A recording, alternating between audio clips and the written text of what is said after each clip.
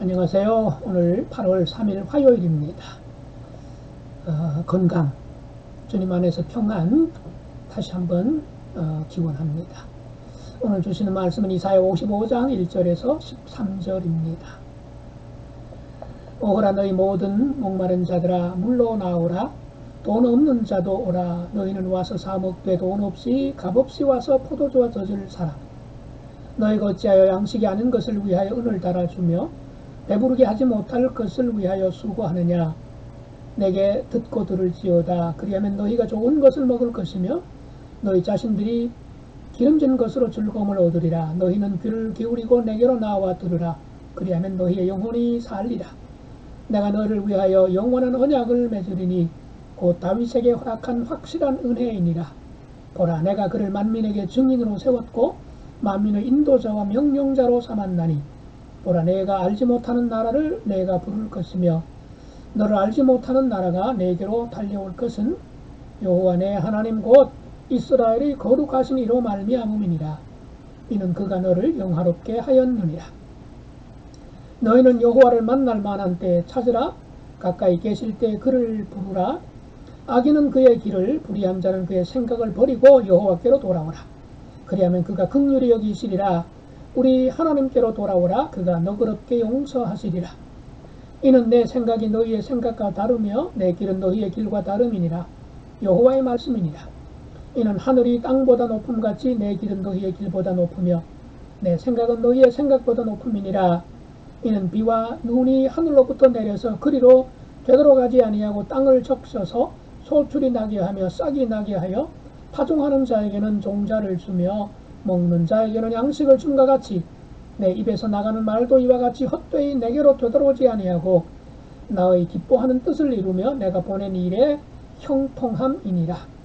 너희는 기쁨으로 나아가며 평안히 인도함을 받을 것이요 산들과 언덕들이 너희 앞에서 노래를 바라고 들의 모든 나무가 손뼉을 칠 것이며 잣나무는 가시나무를 대신하여 나며 화석류는 찔레를 대신하여 날 것이라. 이것이 여호와의 기념이 되며 영영한 표징이 되어 끊어지지 아니하리라. 아멘. 이사야 40장부터 55장까지가 이스라엘 백성들이 포로 생활하는 기간 동안에 선포된 말씀이다. 또는 포로 생활을 하고 있는 백성들에게 주셨던 말씀을 기록한 것이다. 이렇게 말씀을 드렸어요. 그래서 이제 오늘 55장은 포로 기간 동안에 선포된 마지막 말씀이다 라고 할 수가 있겠지요. 이제 내일부터는 포로에서 돌아온 뒤에 주신 말씀이기 때문입니다. 우리가 어제 살펴본 말씀 혹시 기억나는지 모르겠습니다. 54장에 나와 있었지요. 바로 흥하게 해주겠다. 자손을 번성하게 해주겠다. 그러니 집터를 넓혀라 하는 말씀을 해주셨고요. 그리고 잠시 진노 때문에 버렸지만 영원히 앞으로는 긍휼히 여길 것이다. 그리고 쫓아보냈던 아내 같은 하나님 백성들을 다시금 아내로 맞이하는 것 같은 표현을 쓰셨던 하나님 우리가 살펴보았었죠. 그리고 앞으로는 절대로 떠나지 않을 것이다. 쫓아내지 않을 것이다. 그 약속하셨죠. 그리고 일방적으로 선포하셨다는 말씀을 우리가 확인을 할 수가 있었습니다. 그리고 어제 맨 마지막 부분에는 하나님께서 이제 예루살렘을 새롭게 리모델링 아니 신축할 만큼 아주 아름답게 그리고 아주 귀한 보석처럼 그렇게 가꾸시고 거기서 하나님 백성과 함께 더불어 살고 싶어하는 그런 꿈을 하나님이 말씀하셨다는 것을 확인할 수가 있었지요. 그런데 뒤이어서 오늘 말씀은 뭡니까? 이런 하나님의 놀라운 계획, 일방적인 축복의 약속, 이런 것들을 들었으면 어떻게 해야 될까요? 반응해야 되죠. 하나님이 놀라운 계획을 가지고 선포하셨다고 한다면 그 말씀을 들은 백성들은 당연히 반응해야 합니다. 반응해야 돼요. 그래서 이사야는 이제 포로된 백성들에게 마지막으로 뭐라고 하는지 한번 보세요. 1절 오호라 너희 모든 목마른 자들아 물로 나오라. 사실은 포로된 백성들은 물이 넘치는, 오히려 물 때문에 두려워하고 공포스럽게 느낄 만큼 물이 많은 그런 티그리스 유프라테스 강 유역에서 생활했단 말이죠. 그러니까 목 마를 리가 없어요. 여기서 말하는 것은 무엇을 말하는 걸까요? 영적인 목마름이죠. 인생의 목마름이죠. 그래서 목마른 자들아 물로 나오라. 생명수 마시라는 얘기죠. 돈 없는 자도 오라. 너희는 와서 사 먹되 돈 없이 값없이 와서 포도주와 젖을 사라. 예, 포도주와 젖이 물이라는 거잖아요. 근데 이 포도주와 젖은 어디서 많이 생산이 됩니까? 바벨론이 아니라 예, 고국이죠. 이스라엘이죠. 고향을 생각나게 하고 돌아가고 싶은 마음을 이제 촉발시키는 그런 메시지로 지금 여기 포도주와 젖을 사라고 말씀합니다. 사기는 사는데 사실 여러분 돈 없이 사는 게 어디 있어요? 말도 안 되잖아요. 사실은 예, 역설적인 표현이지요. 바벨론에서 풀려나가지고 돌아간다? 이거 말도 안 되는 거거든요.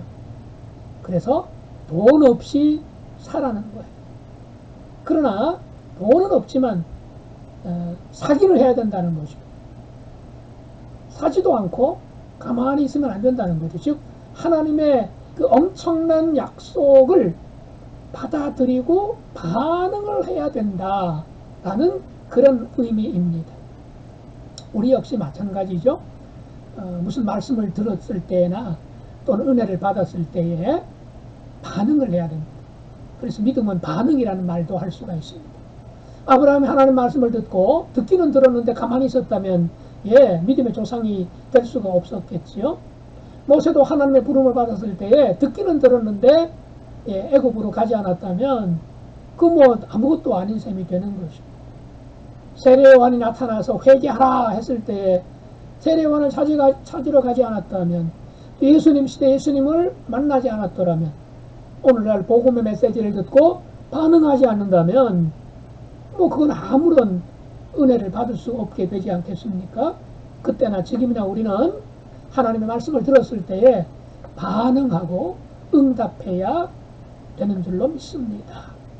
그래서 3절 너희는 귀를 기울이고 내게로 나와 들으라. 그리하면 너희의 영혼이 살리라. 1절에서는 목마른 자라고 그랬는데 3절 마지막에서는 영혼이 살리라 함으로써 1절의 목마름이 육체적인 갈증이 아니라 영적인 갈증이었음을 확인해 주고 있는 거죠. 그러면서 지체하지 말라는 거예요. 때를 놓치면 안 된다는 거죠. 그래서 6절 너희는 여호와를 만날 만한 때에 찾으라. 가까이 계실 때 그를 부르라 라고 말씀을 하십니다. 여러분, 이 포로 기간 동안에 하나님 백성들이 포로로 끌려가서 종살이하는 기간 동안에 하나님은 과연 어디 계셨을까요? 바벨론에 가 계셨습니다. 하나님은 포로된 백성들 가운데 계셨습니다.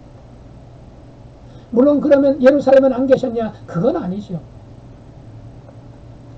그래서 여기 보니까 가까이 계실 때 그를 부르라 그래요.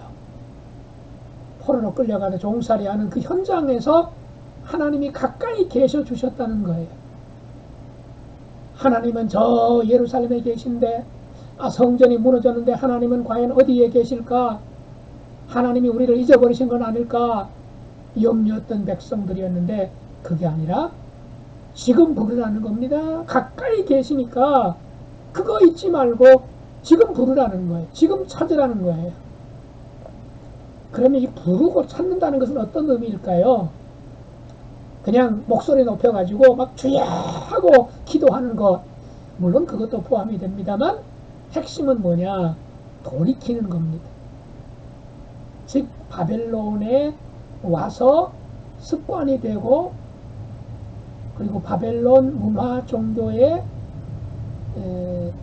젖어들었던 것들 끊어버리는 것. 그리고 포로로 끌려오기 전에 저 가나안 땅에 살 때, 약속의 땅에 살 때 섬겼던 우상 숭배, 그 마음, 우상 숭배하는 신앙, 이거를 끊어버리고 돌아서는 것이요. 그래서 아울러 또 하나는 삶을, 못된 삶, 거짓된 삶, 악한 삶, 이거 잘라버리고 끊어버리고 돌아서는 거. 이게 뭐예요? 이게 바로 여호와를 만나는 장면입니다.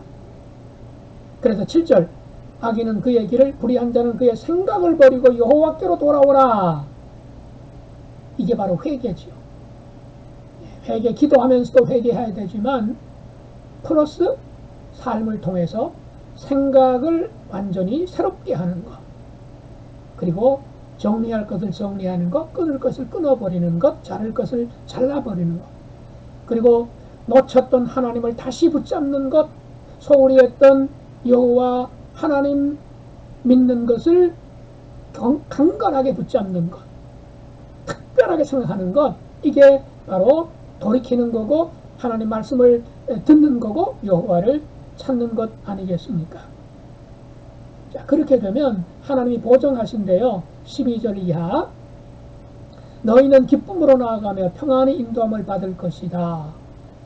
이제 포로에서 고국으로 돌아가는 길에 대해서 상당히 이게 문학적으로 시적으로 표현을 하셔요. 너희는 기쁨으로 나아가며 평안히 인도함을 받을 것이요, 산들과 언덕들이 너희 앞에서 노래를 바라고 들의 모든 나무가 손뼉을 칠 것이며.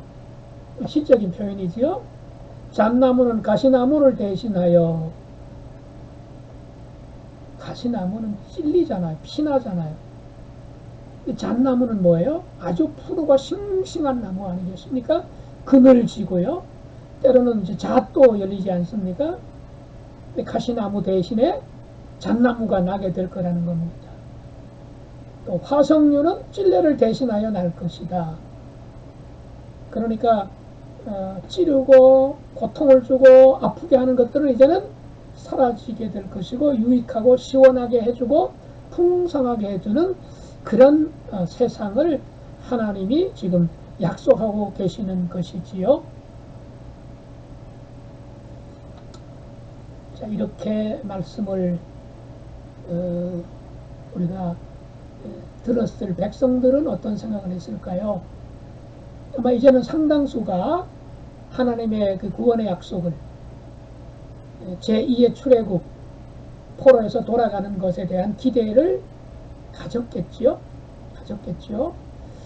그러나 아마 아직도 의심하는 사람이 있었을지 모릅니다. 아마 분명히 있었을 거예요. 그게 가능성이 많습니다. 그래서 하나님이 8절부터 보면 다시 한번 이렇게 말씀하셔요. 이는 내 생각이 너희의 생각과 다르며 내 길은 너희의 길과 다름이니라. 9절, 이는 하늘이 땅보다 높음 같이 내 길은 너희의 길보다 높으며 내 생각은 너희의 생각보다 높음이니라. 그렇습니다. 우리의 짧은 생각, 우리의 근시안적인 안목, 하나님의 높고 깊고 넓은 생각에 비하면 생각이라고도 할 수 없는 거죠. 하나님의 역사를 꿰뚫어보는, 수백 년, 수천 년, 수만 년을 꿰뚫어보는 하나님의 역사 안목에 비하면 우리는 한 치 앞을 보지 못한다고 하지 않습니까? 때로 뭐 아주 그 지혜자는 뭐 10년 앞, 20년 앞을, 또 아주 특별한 경우는 뭐 심지어는 뭐 100년 앞도 내다본다고 하고, 실제로 역사 속에 그런 것이 있었다고는 합니다만 역시 하나님의 안목과는 비교할 수 없지 않겠습니까? 그리고 그런 하나님의 높으신 생각과 깊은 뜻, 결국에는 그대로 역사 속에서 이루어지지 않았습니까? 이런 하나님의 높으신, 하나님의 깊으신, 그리고 하나님의 놀라운 계획 우리가 들으면서 우리 시대에도 이런 하나님은 살아계시고 또 우리와 함께 하시고 우리의 아버지 하나님이시다라는 것 우리가 잊지 말아야 되겠습니다. 그리고 우리 영혼이 갈증을 느낄 때마다 찾으라고 값없이 사서 마시라고 하시는 생수 대신 우리 주님의 말씀을 이 무더운 여름에도 부지런히 섭취하고요. 또 뭐 레위기 필사하시는 분이 계시다면 부지런히 좀 덥지만 땀이 나지만 한낮에는 좀 피하시고요. 아침 저녁 좀 시원할 때 기온이 떨어질 때 말씀을 필사하는 것도 은혜가 크게 되리라 믿습니다. 기도하시죠. 하나님 포로 생활 속에 있는 백성들을 끊임없이 격려하시고 위로하시고 소망을 주시면서 때로는 달래고 때로는 힘을 주시면서 기어이 하나님의 약속을 성취해 가시는 좋으신 하나님을 오늘도 보았습니다.